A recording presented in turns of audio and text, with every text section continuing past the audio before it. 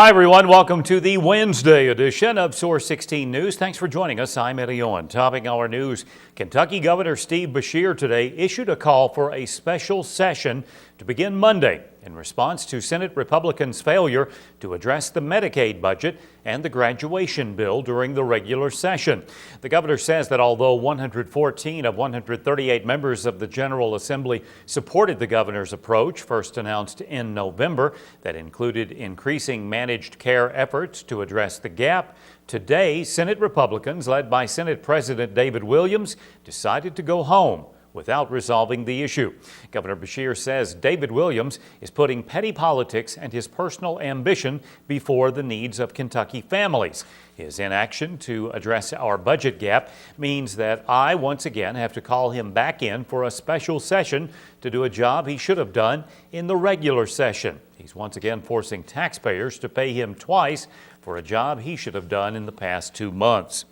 In November, the governor proposed transferring $166.5 million for the fiscal year 2012 Medicaid budget to fiscal year 2011, then capturing those savings through expanded managed care programs and other program efficiency measures, which Beshear says overwhelmingly passed in a bipartisan manner in the House. The call for the special session, scheduled to begin Monday, also includes the graduation bill, which raises the legal dropout age to 18 and enhances alternative education, programs to assist students who may be at risk of dropping out. Well, the man charged with murder in connection to the death of Susan James appeared in Christian District Court this morning for a preliminary hearing. 44-year-old Tremel Jerome Smith's attorney, Cody Mybuyer, questioned the lead detective in the case, who testified about the events leading up to Smith's arrest and charge of murder in the death of James. The detective testified that a witness, Demondo Pettigrew, came forward last Tuesday after the highly publicized murder and told police when he was at Smith's home visiting family, he saw a mostly naked female body lying near the back door. And when he asked Smith about it, the 44-year-old replied that she was a friend and he was taking her home. Pettigrew then reportedly told police he saw Smith move the body out of the house and place it in her Ford Explorer. The detective also testified that while Smith was being interviewed, he admitted to leaving James' SUV in a parking lot. Police previously reported that James' vehicle was found at the dollar store parking lot on East 7th Street later that day, which is how detectives were able to identify the female's body. James' partially clothed body was found by a passing motorist lying on the side of Christian Quarry Road around 6:30 Tuesday, March 1st. Smith remains lodged in the Christian County Jail on a $1 million cash bond. A Marshall County grand jury will now get the case of a 29-year-old woman who police say was high after snorting bath salts and then dropping her 2-year-old on the side of Interstate 24. A Marshall County District Court judge bound over the case of Cynthia Palmer to the grand jury during a preliminary hearing this afternoon.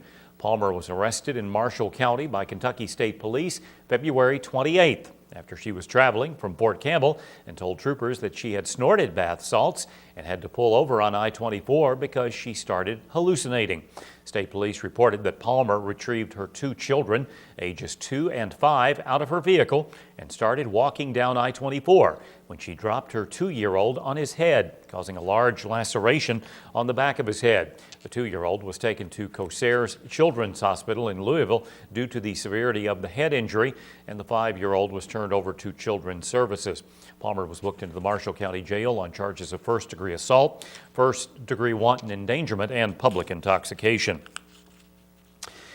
A Christian Circuit Court judge has denied a motion to withdraw a guilty plea made by one of the men sentenced in the Amish Mennonite robberies last year. 18-year-old Dacre Scott's attorney had filed a motion to withdraw his guilty plea, but Judge John Atkins denied the motion yesterday and rescheduled formal sentencing on the morning of April 13th. In January, Judge Atkins deferred Scott's sentencing after receiving a letter from him saying he felt he was misled by his lawyer. In his plea bargain, Scott pled guilty to 9 counts each of robbery, burglary, and wanton endangerment, as well as 1 count each of tampering with physical evidence and fleeing or evading police. As part of the plea agreement, Scott was sentenced to 27 years in prison. Scott and 4 other males entered into plea bargains with the Commonwealth's attorney in connection with 9 robberies and burglaries of Amish Mennonite homes in Christian and Todd counties in February of 2010. Well, the Christian County Attorney's Office has been named one of the state's top child support contractors. According to the Kentucky Cabinet for Health and Family Services, the county is ranked 13th among all Kentucky counties and is ranked first in counties classified as urban based on population numbers to collect child support. Since taking over child support collections in 2008, County Attorney Mike Foster says his staff has worked extremely hard to collect payments. Well, first of all, we restructured the way administratively that we collect child support. We challenged our staff members to do the best job they can. We also had a press release and announced that we were going to arrest a lot of people, and it got people's attention. So we put a lot of people in jail, and we indicted a lot of people.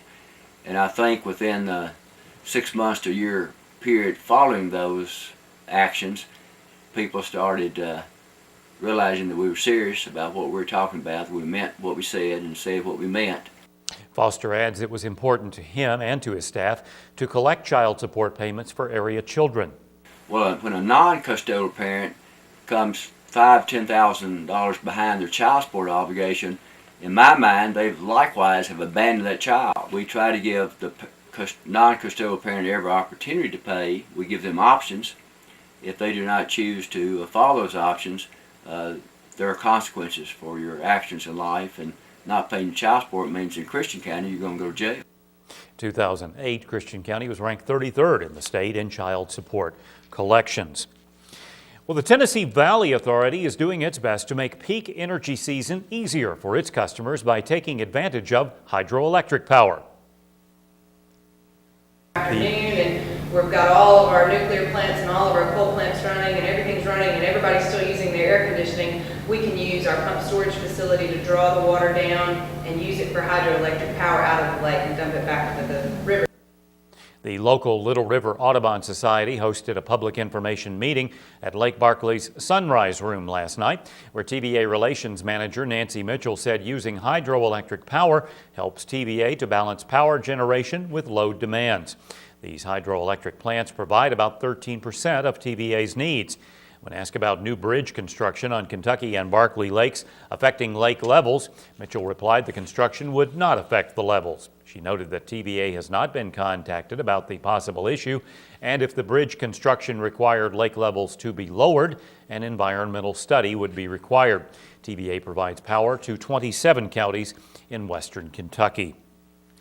A Fort Campbell fighter pilot was awarded the Distinguished Flying Cross and Air Medal with Valor during a recent ceremony held in Afghanistan. Apache helicopter pilot Chief Warrant Officer 4 Tori Myers of Hollywood, California, was presented the awards by Commander of Combined Joint Task Force and Regional Command East, Major General John Campbell. Military officials say Myers was honored for his actions during a complex attack on combat outpost in Afghanistan's Paktika province, October 30th. The fighter pilot says it definitely made an impression having Major General Campbell there for the ceremony. Meanwhile, the Major General says whenever we can recognize true heroes like Chief Myers, it's really, really special.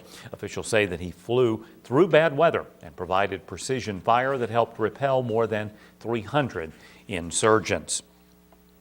Murray's Primary Care Center is taking advantage of incentives from the Cabinet for Health and Family Services for adopting electronic health records.